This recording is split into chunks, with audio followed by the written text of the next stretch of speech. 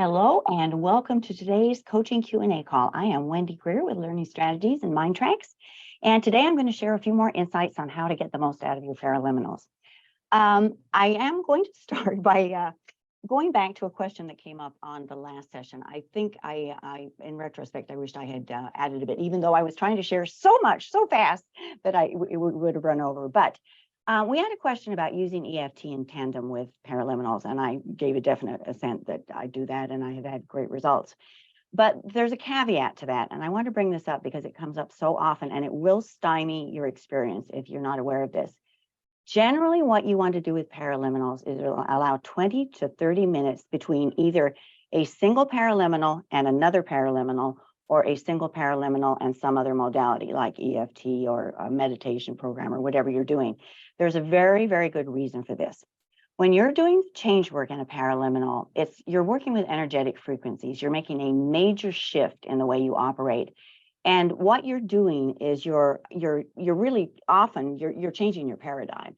Some people, I think, are changing genetic history. You know, their mom did it, their grandmother did it, their great grandma did it. So they're doing really, really deep work, and you're shifting what is going on. You're shifting the way you see the world, and you want to let that energy settle in. So the reason for the 20-25 minutes is to sort of give you time to absorb it, to let it start gestating, to let it settle in. So it's becoming integrated into who and what you are, and you're really internalizing it at a very deep level. An analogy I always use with this is, well, not always, I have lots of analogies, but the one I really like is, imagine a still pond, and you throw a single stone in, and you can see the ripples, you can see the ramifications, you can see the effect, you can see if the ripples are hitting the shoreline. So that might be, you know, the pond is your goal, and you're putting a new thought in, and you're seeing whether it's enhancing. If you're throwing one stone in and then a second one, the ripples get merged and you can't tell what is doing what. And if you throw a whole handful in and you're, jamming them all up together, then you really got a muddy mess because you can't tell what is doing what. So it's really important that you allow that 20 minutes to a half hour. Now, one caveat to that is the more you use paraliminals, the more intuitive you'll get. And sometimes one will be in service of the first one you did. So sort of pay attention. Like if say you're trying to clear space for something and you have a belief that you want to shift, but you're using the letting go. If you feel like you've processed the letting go and you created space for a new belief to enter, then you might butt the belief paraliminal up to that. But that's sort of an as needed or it's how you perceive it and how you're perceiving what's going on. So again, make it yours. If it feels right, then it's probably going to be okay. I'm going to segue from that into another issue that I see. One of the first calls that really took me aback when I worked here was, your programs make me angry and I want a refund. And I'm sitting there on the phone and going, well, I'm so sorry. What program are you using? And he said, paraliminals. I'm thinking, what? So I said, well, tell me what goal you're working on. He goes, oh, I'm not working on one. I'm working on 6 goals. So we discussed how, it might be a good idea to, distill that. You can have multiple goals going, but put some on the back burner, bring a couple forward and work on those. And then I said, and tell me what paraliminals you're using for that. So and then he said that he was using, he couldn't always count them, but usually about 10 or 12 a day. And my first thought was, do you work? That's 3 hours listening, my goodness. But what was happening with him was he was using so many paraliminals on so many goals that his unconscious going, give me a bloody break. I need time to process this. Give me a chance. So the reason I bring this up is anytime somebody is getting very anxious when they're doing paraliminals, when they're resenting spending the time, I can't believe I'm doing another paraliminal. If they're angry, if they're agitated, you're probably overusing. So that's your tip off, the tip off right there that you want to sort of back it down. And what we did with this gentleman was we distilled to 2 goals, the other 4 were on the back burner. And just an FYI, often when you're working on one goal, the other ones come along for the ride. So often people will shift things they aren't even working on with paraliminals. And we distilled his listening. We did 1 in the morning, 1 in the evening, and then he started using the sleep track, and everything settled, and he didn't need a refund. Pete will be really glad to hear that. So today's topic is questioning whether what you're working on is what you want, if it's yours agenda, your goal, or is it someone else's. When this came up really strongly for me, and this was such a curious circumstance, When we released the self-discipline paraliminal, I had 3 people within probably a 4-week span that got that self-discipline had nothing to do with why they weren't achieving their goal. They really didn't give a hoot about that goal. It was not theirs. It was not something they cared about. It was not something that was aligned with who they were. And I got really curious. And so what I did was I went back when I wanted to know how a paraliminal works. I listened to right ear, and then I listened to left ear. I listened to them separately to see what Paul's doing, because he knows what he's doing, but sometimes I don't understand why it works so well. So this was really interesting, because when I went in there, I just pulled a few off. It has constant references to my intentions, my values, my actions, my habits, my goals, my outcomes, my natural intuition, my skills, what I choose to create, my course of action, my natural inclination, my capacity, my competence, my confidence. So you can see what was happening there. People were listening to this, and there was all these references to empowering yourself and my volition and my choices. And it wasn't their choice. I had the 3 that I remember very distinctly was we had a guy who was pre-med, and he wanted to be an artist. And his dad was a medical doctor, his grandfather was a medical doctor, and his great-grandfather was a medical doctor. That was not what he wanted to do, and that was not what he loved. So that was a major sticking point. No wonder he didn't have the discipline to crack his textbooks. He wasn't into it. That wasn't his thing. One that sort of worried me a lot was a guy who had a relationship with a lady that his mom liked, and he was thinking of proposing to her, but he couldn't get around to it. So he was using self-discipline, and he realized this was not the woman for him. I mean, can you imagine if he followed through? So it's really, really important that you sort of take a look and make sure that what you're trying to get to is what matters to you.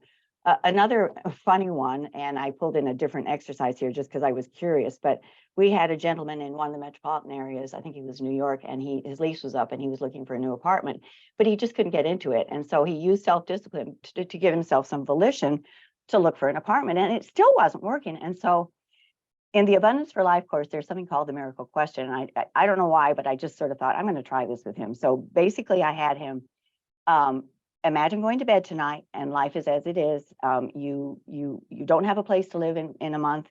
You don't know where you're going to go, and you really need somewhere that floats your boat. So you wake up tomorrow morning and a miracle has happened. How do you know? So I sat there with him and we talked it through, and okay, so something has happened and you just woke up. What's going on?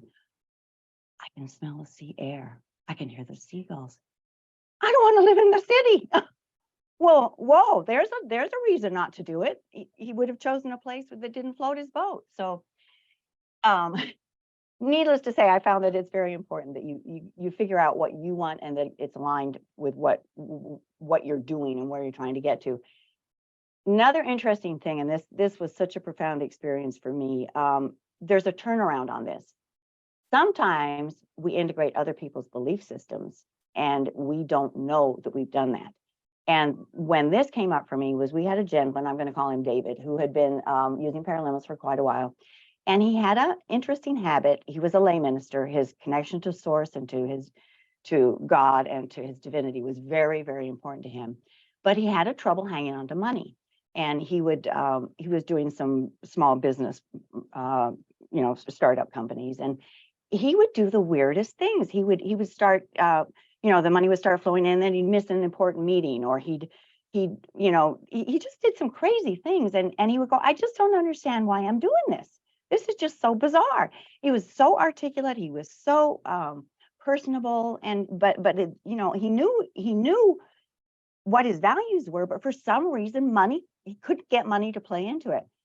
Well, we had just released Abundance for Life. And one of the things I have found over my years of coaching, and I do some energetic healing work, is you may not remember what's operating behind the scenes, but your body does. Because if you stuff it, it's in there somewhere. And that's one of the reasons Paraliminals help so much, I think, and why some people will have, sometimes I've had weepy customers where something just bubbled up and they just had to process it. Basically, what was stuffed somewhere came to the surface.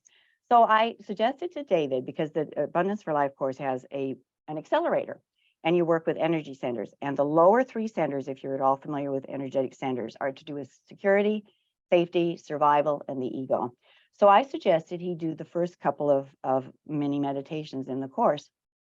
what he realized, and this, I mean, oh, his grandfather was a hell and brimstone type minister, and he heard repeatedly, you cannot be godly and have money. I mean, oh my gosh, what a dichotomy. I mean, what a travesty that here is this person whose major focus is his connection to his divine source, and he can't get that to gel with with having money as well. So, oh, today my feature paraliminal is New History Generator. I had it out here, but anyway, I've misplaced it. So once David realized this, we went to New History Generator. New History Generator, the session A, is an incredible tool. The reason a lot of people don't achieve their goals is the present positives are so attractive, they're so comfortable, they're known, the status quo is safe. There may be another future out there, but it's often taking a chance. It's doing something different. It's stepping into beyond your comfort zone. So what the fourth path does, the New History Generator, is you have 4 paths. The past as it was, as it actually occurred. The past with unexpected events. The past with spontaneous things happening, or that you would choose to put in there. The fourth path you create. So you're taking from those other 3 paths and you're building the path you are going to walk. What that allows you to do is take the past positives from the past, put them onto the path you're walking now, along with the resources you're stepping into. Paul calls that push me, pull you oscillation. It's perfect description in our Natural Brilliance course. You know, do I want to stay safe? Do I want to take a chance? Do I want to do I stay where I am in this job that I don't really like, or do I take a chance and do that which I'm really passionate? You know, which are you going to do? So that dichotomy is resolved by doing the 4 paths. You know, the spontaneous events, the past as it was, the past as you would like it to have been, and then creating your own path.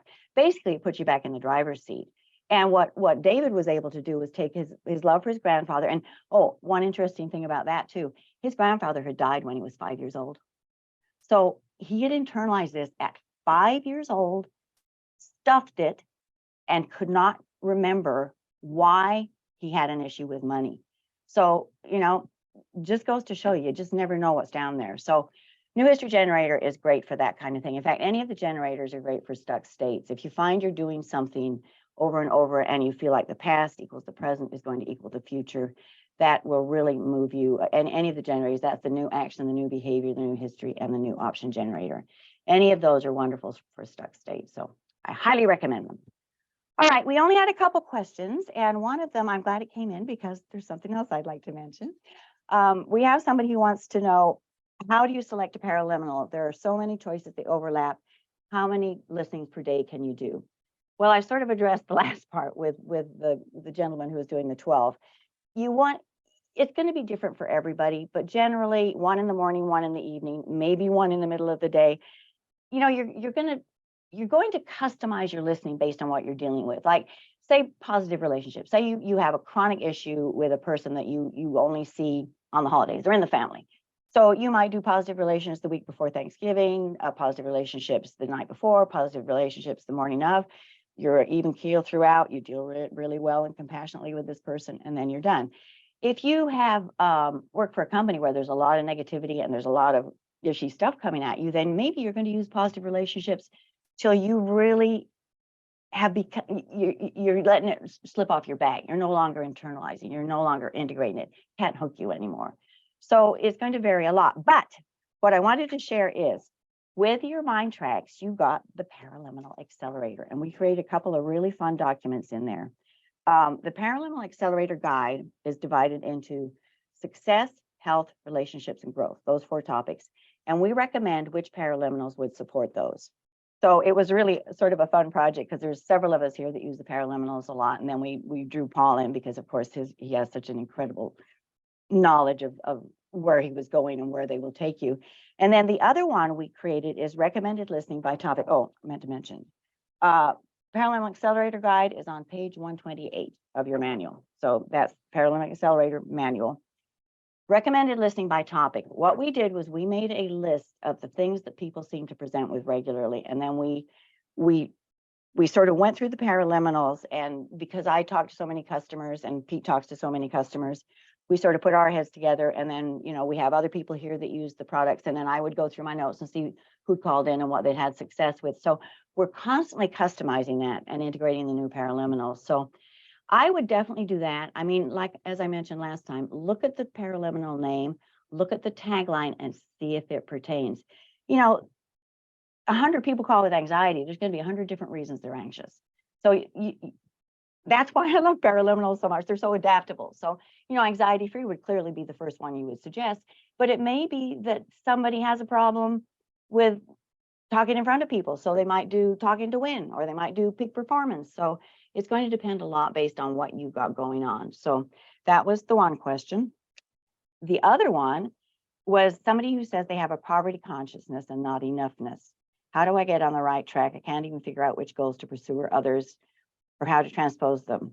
What are my next steps regarding paraliminals? Okay, a couple things on that one. When people have multiple goals, I tell them to do one of two things. One is look at the goals that are most pressing. If you are going to be evicted because you don't have your rent money, then you're probably going to be focusing on your finance goals. If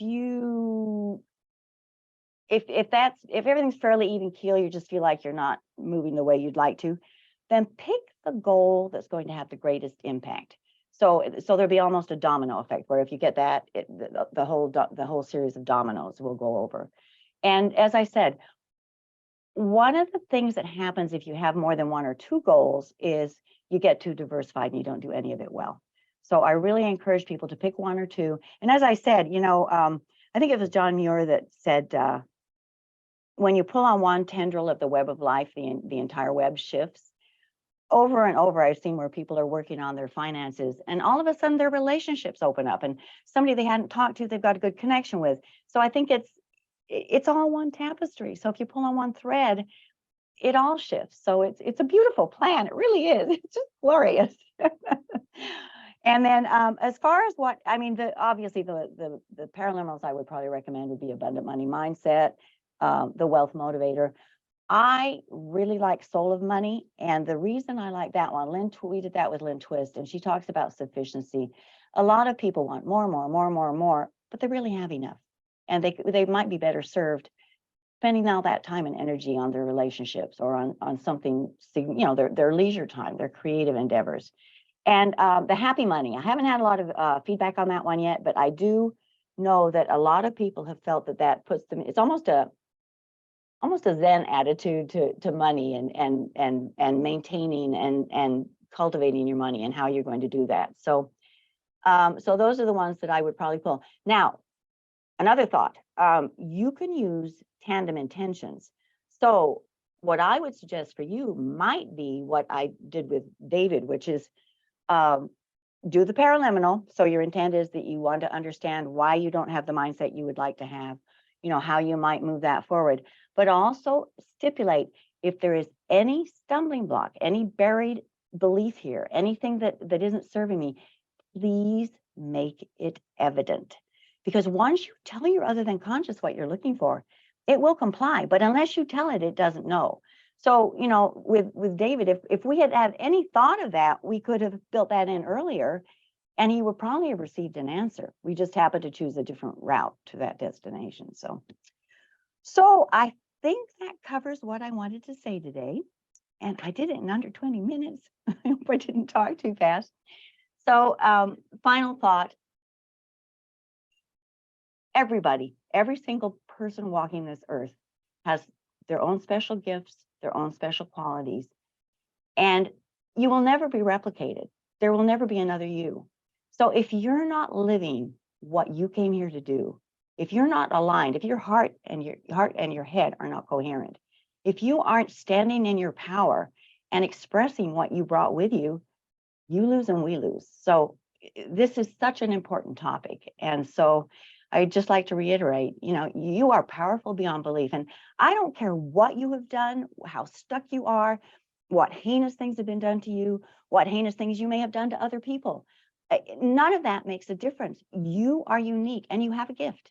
And that's what you're here for. So please step into it, step into it, step into it. So I'm going to wind up with one of my favorite thoughts from one of my favorite meditation teachers. We are all light expanding without end. You are that. So please take that sparkle out into the world and express it and emote it and radiate it and help everybody you see, because we're all in this together. So thank you for being here. And I leave you to sparkle and shed your light. And we'll see you next week. OM.